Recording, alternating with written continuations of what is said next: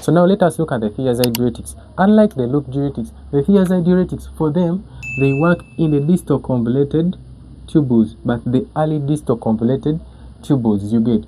So in the early distal convoluted tubules, there is a symporter still that it transports sodium and chloride ions. So it is a sodium chloride symporter, so it takes in sodium and chloride ions, you get. So when we take in sodium and chloride, still we have here a sodium potassium ATPase pump taking in sodium and pumping out potassium. Still there is a leaky channel where potassium ions get out into the filtrate, so we still lose potassium ions. And then there is also a chloride transporter, so we are taking in sodium and chloride ions. When we take them in, water automatically follows by a process called osmosis, because these solids are osmotically active, so we have water following by osmosis. So these thiazide diuretics inhibit the sodium chloride symporter, so when we don't have sodium reabsorption, water will not follow by osmosis, we will drop the cardiac output, you get. So in addition to that, it also has an effect on the total peripheral vascular resistance, though it is not a direct effect. How does it cause a decrease in the total peripheral vascular resistance?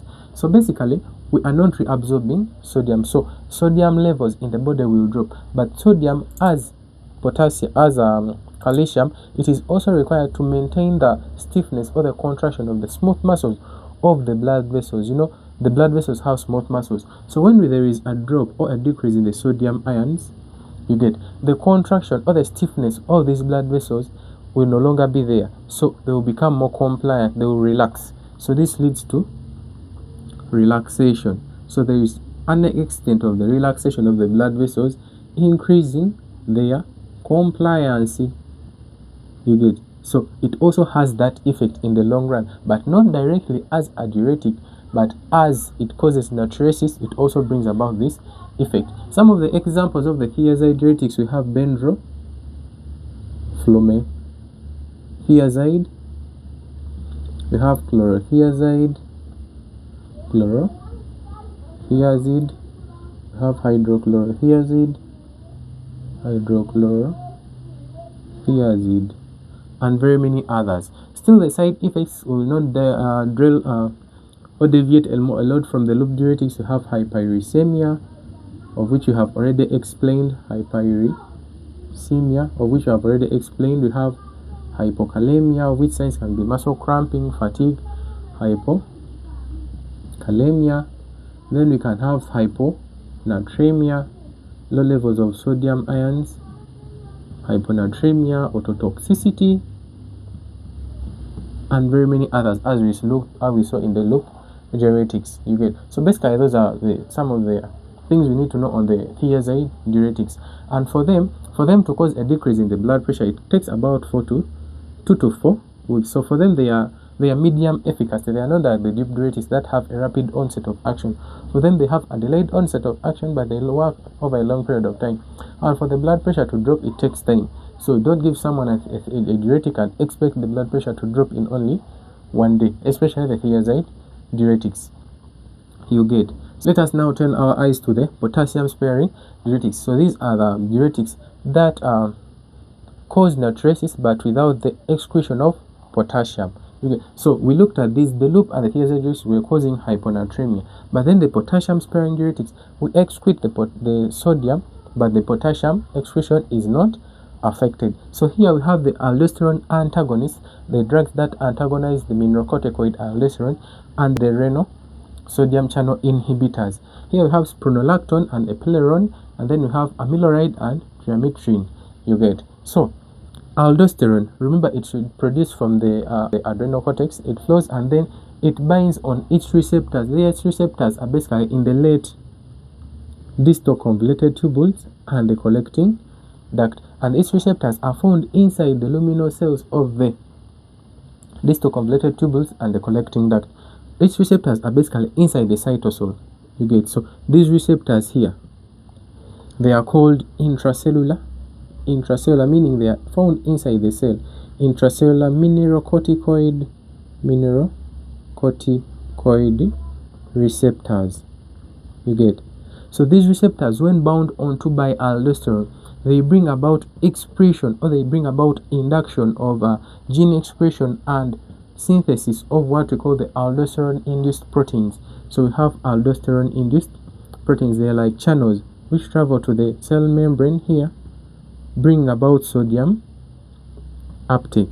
So through these sodium-induced proteins, they are like channels, they bring about sodium uptake. So it's only sodium that comes in, but without excretion of potassium ion. So potassium is not tampered with. Potassium stays. It is not excreted out. It's only taking sodium. And remember, whenever I take in sodium, it does what? Attracts water. It is osmotically active. Water comes by osmosis. Still, the same thing happens. Cardiac output is increased, the blood pressure. So, how do the potassium sparing diuretics work?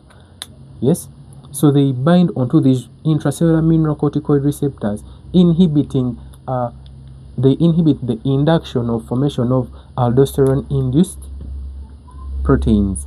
You get? So if we do not have the aldosterone-induced proteins, we are not going to have sodium uptake. When we do not have sodium uptake, there won't be absorption of water. If there is no water absorption, our blood pressure will go down via a reduction in the venous return. The cardiac output has gone down, therefore our blood pressure will also go down. So basically that's how the aldosterone antagonists work. Those sparing a subclass of the potassium sparing diuretics. But these bad boys here have various side effects. You get? Whenever I take in these aldosterone antagonists, there is a way they tamper with our hormones, especially for the males. They increase the clearance, or what we call the degradation of the male hormone testosterone. You get? They increase its degradation and conversion into the estrogen called estradiol. Remember, estradiol is the main estrogen in males, in females, sorry. So they increase the clearance of testosterone. You get? Testosterone, and increase synthesis of estradiol, and this gives us the hormonal changes or the hormonal side effects we see in males, like gynecomastia, whereby the breast tissue increases, loss of libido, erectile dysfunction, or you can also give it impotence. Okay, so these are some of the side effects of spironolactone and the other potassium sparing diuretics. Then in females, it can cause menstrual irregularities and tenderness of breast, because we have an increased level of estrogen. Estrogen causes the breast tissue to grow, and also menstrual irregularities, because estrogen is the one responsible for the proliferative phase of the menstrual cycle. So if you have a lot of estrogen, you have a lot of the stratum fractionalized growing up, and the menstruation will be altered. Then another side effect is hyperkalemia, which this one can be visible on an ECG with tinted T waves and also flatlining, or what we call asystole.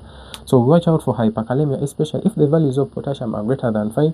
We ought not to enroll this person on potassium sparing diuretics, especially the aldosterone antagonists. Also, they should not take foods or a diet rich in potassium, for example bananas. You get?